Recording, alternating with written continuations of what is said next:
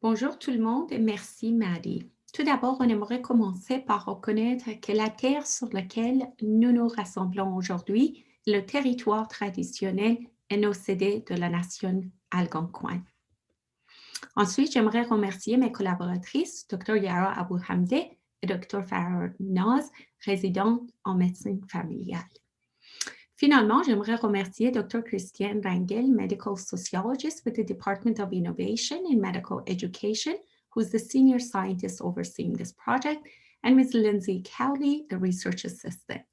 The only conflict I need to declare is my being the mother of two girls and my interest in women's health, whether it be as my patients or as my medical trainees, given my identity as a female clinician teacher in family medicine.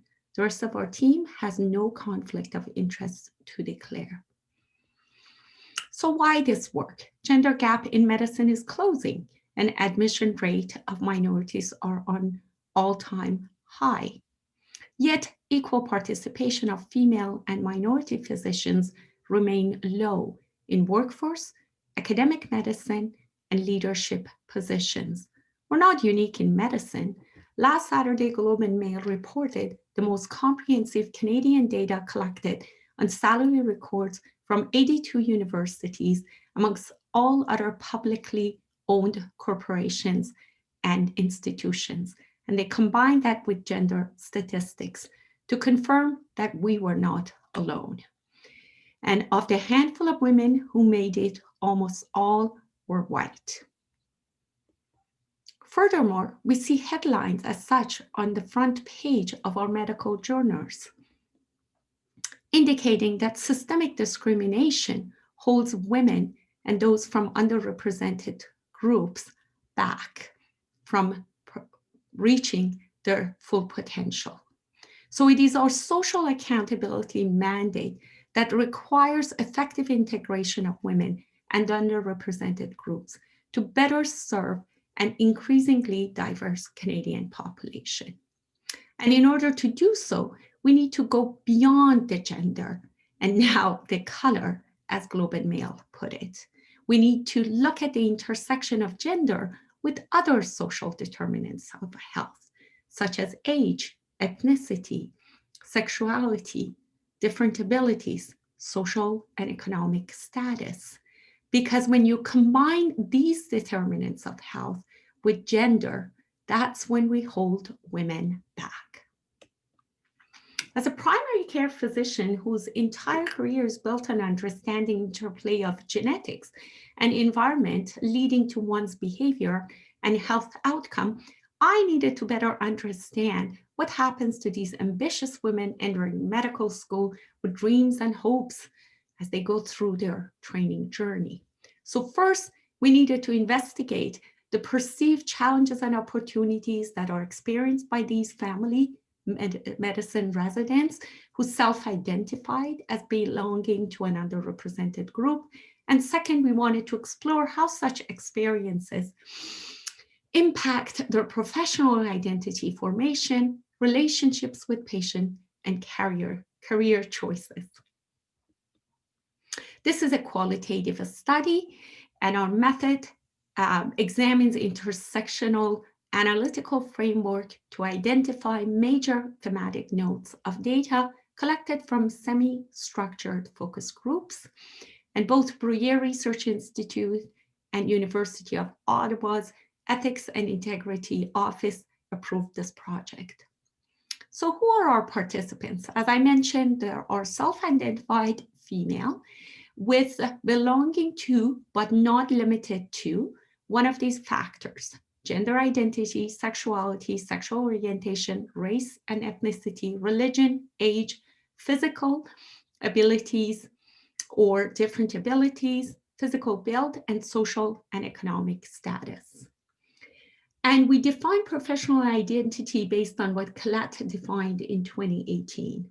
And I quote, "Through student socialization within the profession, one learns to act in harmony with the practices of a particular community or group by internalizing its values and norms." So let's get to know our learners. University of Ottawa Department of Family Medicine is the largest department in Faculty of Medicine, training nearly 160 residents per year. 60% identify as female, 80% are at the English site, and 20% at the French site. 15% international medical graduates, and we don't distinguish between Canadians studied abroad and those who have immigrated to Canada.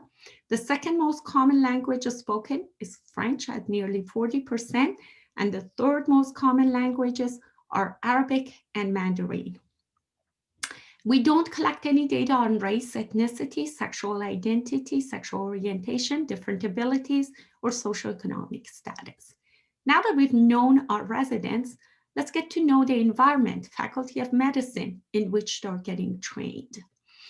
Why this is important is because history does matter, as the traditions, values, and beliefs held by previous generations hold an indelible impact on how we view our place in our communities and in the world. This is where our trainees learn to act in harmony and internalize values and norms. This is University of Ottawa First Class, 1946. And increase access to medical education for Franco-Ontarians and increase access to Catholic-friendly medical education were the foundations of this Faculty of Medicine. So what about the population our residents serve? Ottawa is a very rich city. The median family income in Ottawa, Gatineau, was $73,000 in 2004, highest among Canada's 6 largest cities, thanks to stable IT and federal government as top employers. The language, 50% English, 30% French, and 20% other languages.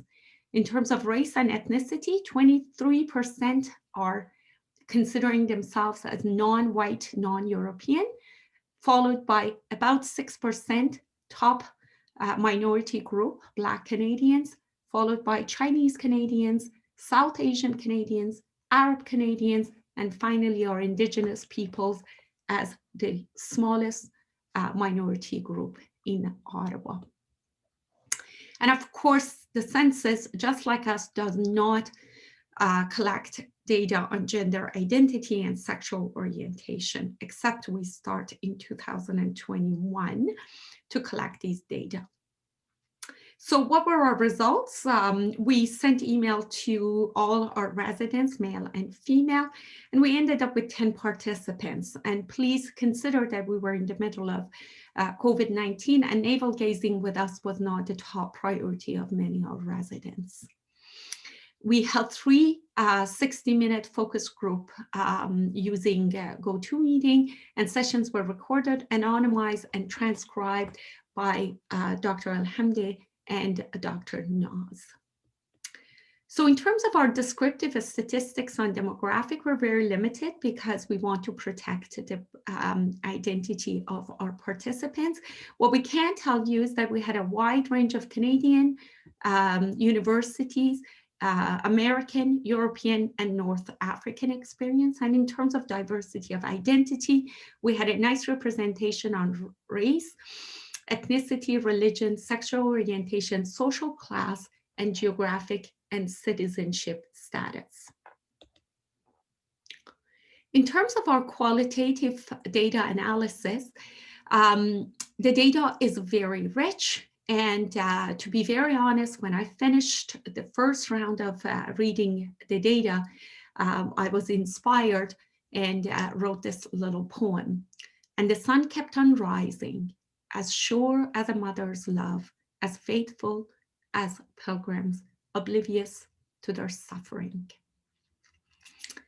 So far, we've had about 3 2-hour data analysis. And again, I can't thank Dr. Rangel's medical sociology's expertise enough, as the 3 of us stand on this bridge, looking at our reflection in the water and wondering how deep this water is. Scientifically, we're nowhere to be finished, but we certainly have one theme that we're going to be presenting, It's the most statistically significant theme that emerged from all 10 participants' narratives. And the rest, of course, you're going to have to wait for Yara and Farah's FMRSP report. This one is called Intersection of Professional Identity Formation and Emotional Labor. All 10 participants experience otherness, leading to feelings of exclusion and isolation. All 10 were quite aware of the necessity of advocacy on behalf of underrepresented groups in medicine and in the society. And managing conflict between authenticity and valued norms preoccupied them, like an internal dialogue that they held in their head all day long when they were with their patients, as well as when they were with faculty and their colleagues. So conclusions so far, they face unique challenges based on our current cultural expectation and limited system levels. And these had unintended impact on their career choice, delivery of care to patients, and professional leadership possibilities. Of course, we would like to have our data tested provincially or nationally, but we don't have money. So we are inviting anyone with money to join our team. Why? Because it's not enough to tell little girls that they can be anything they want when they grow up, unless we acknowledge that there will always be people who make them feel that they can't, and unless we find solutions to change systems which make them believe that they can't. Thank you very much.